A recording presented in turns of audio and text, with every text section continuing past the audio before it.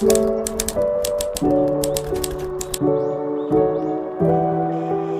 po pala si Clarin William Marcomanin at dito po sa video ipapakita ko po kung anong naitulong ng pagkikipagkomunikasyon o pagsasalita sa pang-araw-araw nilang pamumuhay.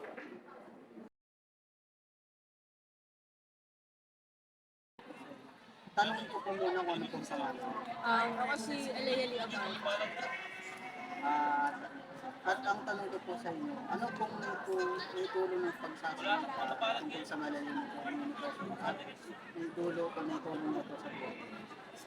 Ang naitulong ng pagsasalita sa malayo ng komunikasyon ay mas napapadali natin yung pagtanggap at pagsasabi sa atin ng mga salita at mas nakakatulong sa lalo na sa mga malalayo. Ng pagsasalita sa komunikasyon ay mas pinapalawak nito yung pakikipag-usap natin sa mga tao. Mapalayo man o mapalapit sa atin yung tao na yun. At lalong mas pinagbigyan kahulugan nito yung mga salita o impormasyon na nais natin iparating. At ang naidulot naman nito sa akin ay mas napadali yung pag-aaral ko, lalo na sa pakikipag-communication. Kasi dati, hindi talaga ako talkative na tao. Kumbaga, tahimik lang ako. Pag kinausap lang ako, kausapin lang nila.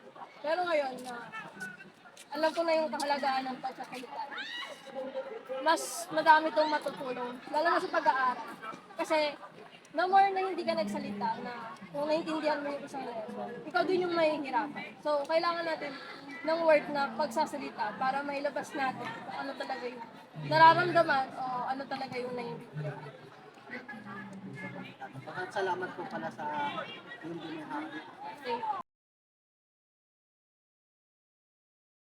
Simula ang tanong ko. Pwede mo muna pong tanungin ko muna kung ano po ang pangalan. Ako si Romel Asibuche, second year criminology, 2A. Tsaka ang tanong ko po, kung ano po bang naitulong sa inyo ng pagsasalita sa pang-araw-araw niyo pong pagkikipag-komunikasyon? Okay. Nakatulong sa akin yung pagsasalita sa pag-araw-araw kong pamumuhay sa pamamagitan ng nagagawa kong makipag-komunikasyon sa ibang tao. Na re-resolve yung problema, kunwari, nagkaroon ng hindi pagkakaintindihan. Sa pamamagitan ng pag-uusap, syempre, is nagkakaroon ng kaliwanagan. Siyempre, sa pamamagitan ng pagsasalita is mas napapabilis din yung mas napapabilis yung mga bagay-bagay na dapat pag-usapan.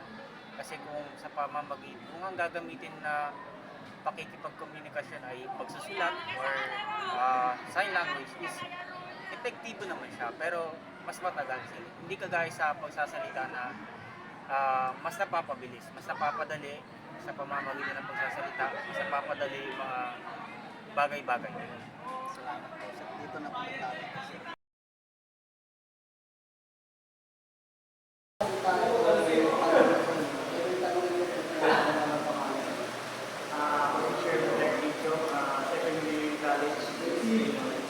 At ang tanong ko po sa inyo, ano po bang naitulong ng pagsasalita sa pang-araw-araw na pagkikipag-komunikasyon?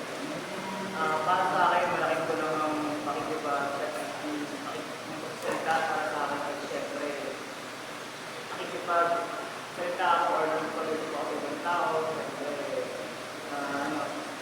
nagamit ito pang araw-araw saan ako pupunta.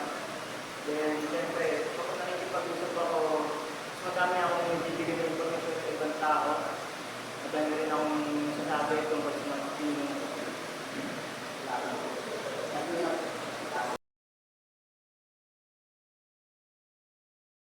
Tanong sa inyo susunod ng tanong. Pwede mo nang tanongin ko muna sa kung ano mo ng pangalan. Ako si Rog Andrew M. Pilier from Section 1B ng BS Criminology. Yung tanong ko po sir ay, ano po bang naitulong sa inyo ng pagsasalita sa pang-araw-araw yung pakikipag-komunikasyon? Ang naitulong sa akin ng pagsasalita sa pang-araw-araw komunikasyon ay pamamagitan ng pagsasalita ay ipapahayag ko ang mga damdamin na nais ko ibanggit na ipapaalam sa pamamagitan ng pagsasalita. Pagsasalita rin ay nakatulong sa may gusto kang sabihin sa mga pamilya mo, kaibigan mo, maipapahayag mo ng klaro at malinaw.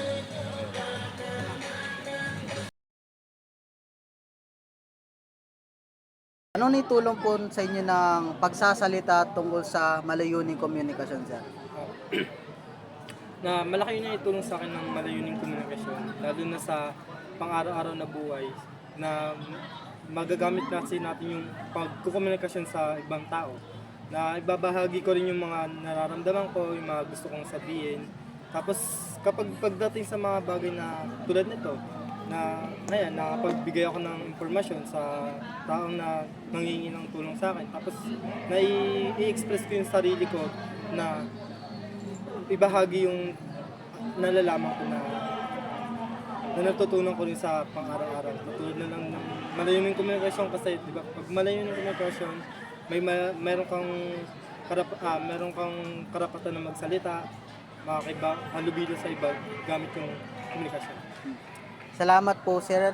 At may iba pa ba kayong mababahagi tungkol sa iba nag-aaral sa pagsasalita ng malayuning komunikasyon? Sa pag-aaral naman, kapag ganyan, maging ano ka lang, maging bukas ka lang sa bawat isa, tapos maging open ka lang din sa sarili mo, tapos huwag kang mawawalan ng kumpiyansa. Dapat lagi kang kumpiyansa na pagsalita o ibahagi yung kung ano man yung nais mo. Salamat po, sir.